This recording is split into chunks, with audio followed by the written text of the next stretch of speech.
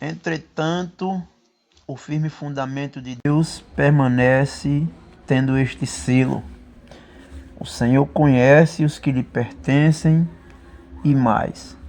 A parte da injustiça, todo aquele que professa o nome do Senhor.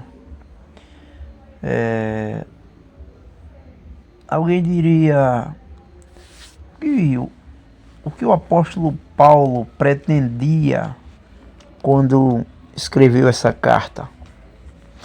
Porém, a pergunta deveria ser: o que o Espírito Santo queria quando inspirou Paulo a escrever essa carta?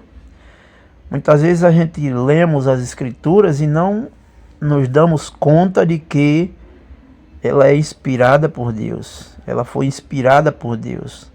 Ela é a palavra do próprio Deus. Não se trata de orientação apostólica ou profética. Não. Toda a Escritura é inspirada por Deus.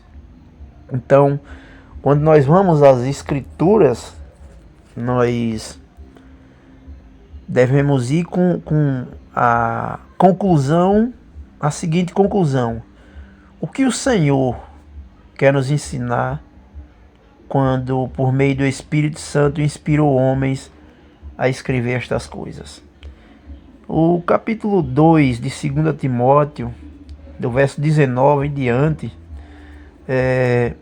vai nos dar um fundamento, eu diria, um ponto de orientação para que nós tenhamos uma conduta cristã de acordo com a sã doutrina e os princípios pelos quais o Senhor quer que nós venhamos andar e perseverar no intuito de glorificar a Deus. Quando ele diz aí, o firme fundamento de Deus,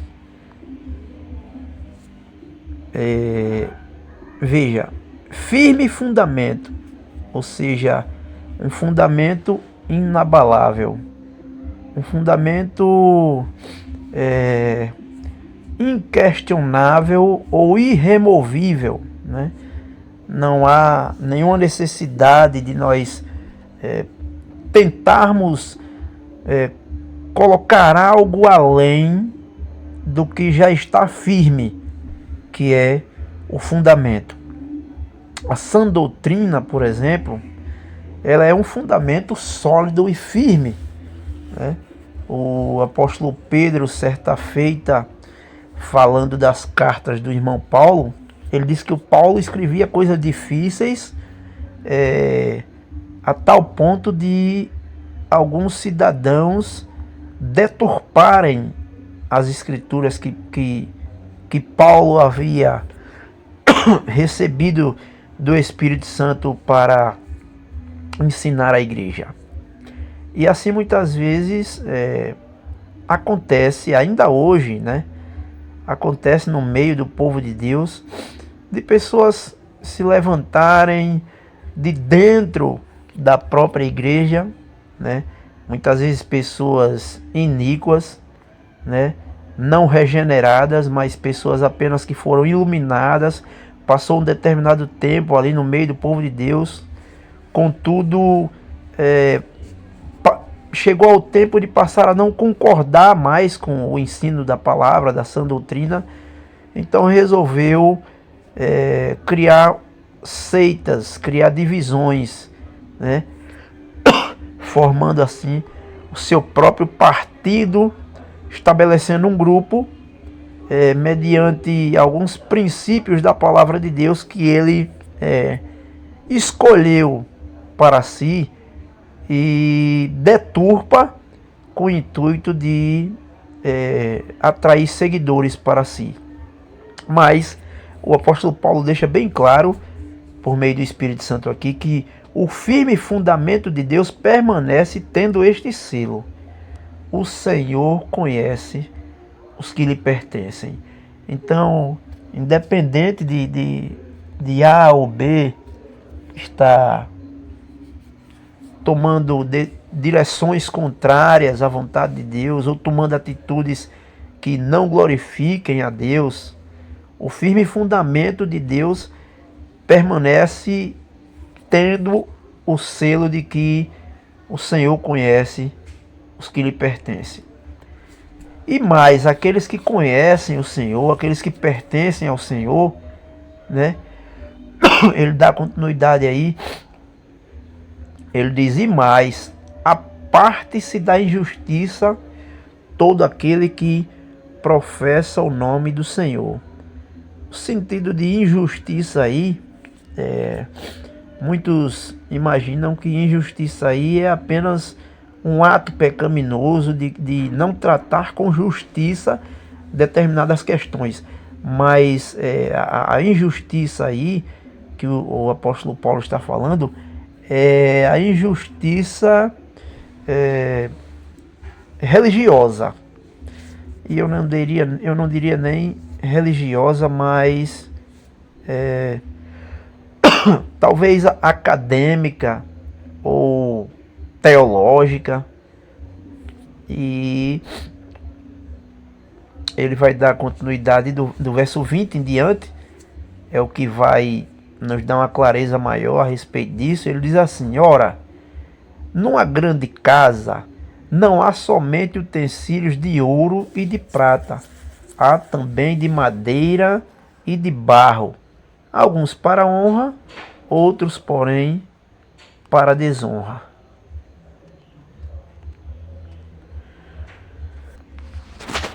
O sentido aqui que o texto quer mostrar, quando fala que numa grande casa não há somente utensílios de ouro e de prata, há também de madeira e de barro.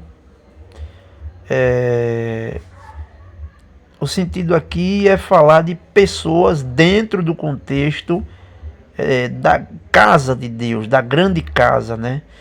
Da massa como um todo, né? Não somente dentro daqueles que se reúnem apenas ao nome do Senhor, mas também de todos os cristãos espalhados por todas as denominações. Isso é chamado de grande casa. A grande casa é o que se tornou o testemunho cristão após os homens criarem seitas e divisões no meio do povo de Deus e colocando assim em cada uma das suas seitas o nome que mais lhe apraz, né? Denominando os seus templos, as suas organizações religiosas, de maneira que tudo isso resulta apenas em desordem e desobediência à palavra de Deus. Como o apóstolo Paulo certa feita falou lá em Coríntios, né? Havendo entre vós divisões, não é assim que sois carnais, né? Quando um diz eu sou de Paulo, outro de Apolo, outro de Cefas. Então o apóstolo Paulo intitulou isso como carnalidade. Não há nada de organização, como alguns supõem, né? Que a igreja precisa ter um templo, ter ser denominada para que ela venha ser uma instituição organizada. Eu fico imaginando se porventura o Espírito Santo, quando deu início à igreja lá em Pentecostes, né? Se ele instituiu a igreja de maneira desorganizada, uma vez que os homens hoje dizem que precisam denominar e instituir, tornar suas instituições religiosas como algo organizado. E na verdade o que aconteceu foi uma grande desordem, e a ponto de notarmos o que acontece hoje no meio do testemunho cristão, quando uns congregam em um determinado templo, outros congregam em outro determinado templo, e mesmo se dizendo irmãos, eles preferem manter distância uns dos outros, e obviamente por conta de doutrinas várias e infundadas, né? Não são doutrinas fundamentadas na palavra de Deus, né? No fundamento dos apóstolos e profetas, como a palavra de Deus ensina, mas são doutrinas muitas vezes misturadas do Antigo Testamento como do Novo Testamento, descontextualizando e formando assim uma grande confusão. Isso é chamado de grande casa, aqui em 2 Timóteo 2,20. Ora, numa grande casa não há somente utensílios de ouro e de prata, há também de madeira e de barro, alguns para honra, outros, porém, para desonra. Ou seja, dentro desse contexto de cristandade e de institucionalidade, né, instituições, há muita desonra também, né? Há vasos de honra, aqueles que realmente querem servir ao Senhor de maneira piedosa, e por conta da grande confusão, o Senhor ainda permite que eles estejam nesse meio até o momento em que irá tirá-los de lá. E esses são chamados de vasos de honra, esses que estão servindo ao Senhor, mesmo que nas denominações, mas que estão honrando o Senhor naquilo que entendem da palavra de Deus. E aqueles que desonram o Senhor de maneira que defendem mais a instituição do que o próprio Cristo, do que a própria palavra, do que o próprio Evangelho. Esses não mais do que desonram ao Senhor e a sua palavra. Verso 21, ele diz: assim, pois, se alguém a si mesmo se purificar destes erros, veja, aqui já o apóstolo Paulo já aprofunda o seu ensino, né, dando a entender que muitos irão se afastar destes erros, se purificando. Isso é chamado de purificação, quando você não quer mais participar, percebe que a coisa está descambando, está desorganizada, não está mais andando como desde o princípio, como lá no início, em Atos dos Apóstolos, que não havia divisões, mas apenas um só povo, né? E formando todos assim um só corpo, e ninguém dizendo eu sou de A, eu sou de B, eu sou de C. E mesmo que quando disseram lá em Coríntios, foram repreendidos por Paulo, já dando a entender que ninguém precisa se dividir para servir ao Senhor, e formar assim as suas facções e instituições, dividindo o povo de Deus e ainda muitas vezes se orgulhando disso. Assim, pois, se alguém a si mesmo se purificar destes erros, será utensílio para a honra, santificado e útil ao seu possuidor, estando preparado para toda boa obra. Então é importante notarmos isso, que para que nós venhamos a estar preparados e santificados e sermos utensílio de honra nós precisamos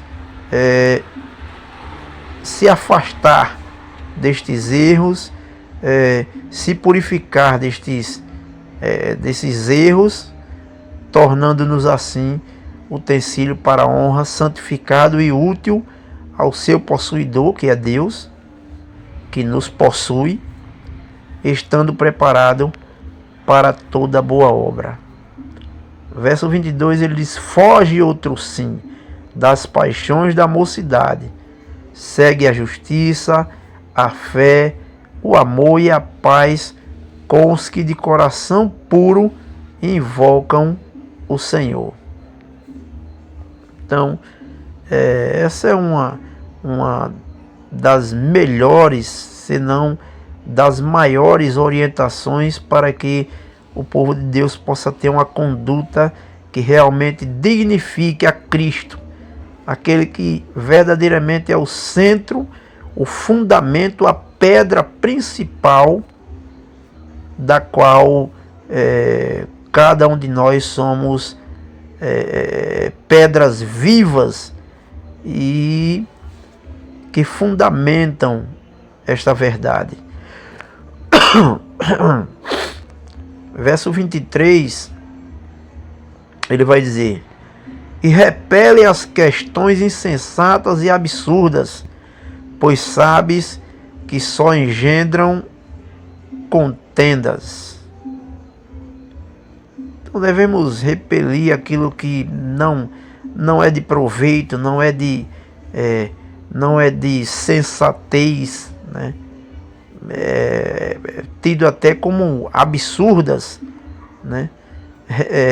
Questões insensatas e absurdas, ou seja, que não traz nenhum proveito. Então nós não devemos nos deixar levar por essa condição.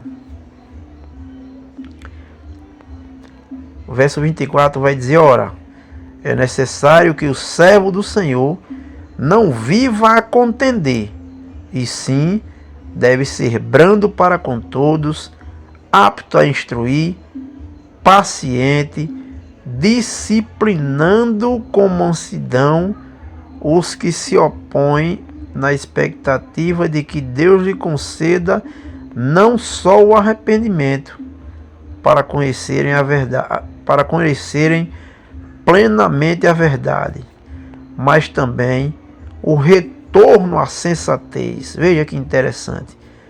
Muitos estão andando de forma insensata.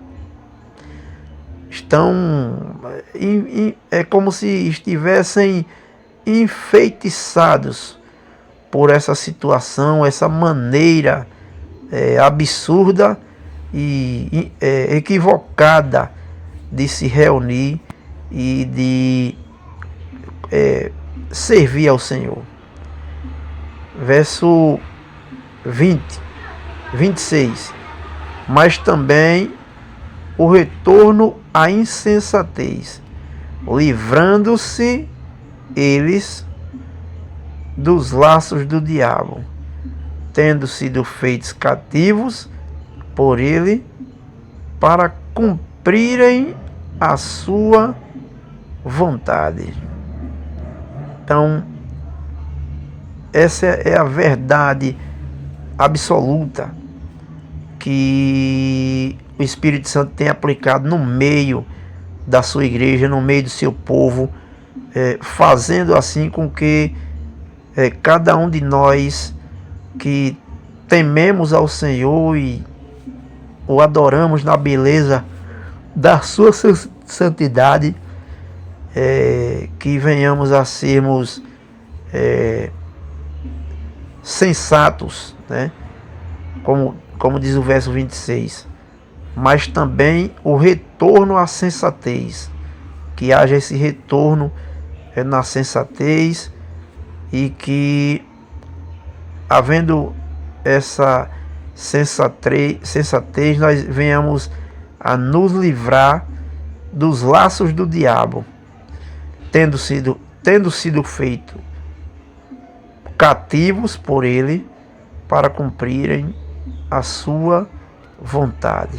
Jamais iremos cumprir a vontade do diabo.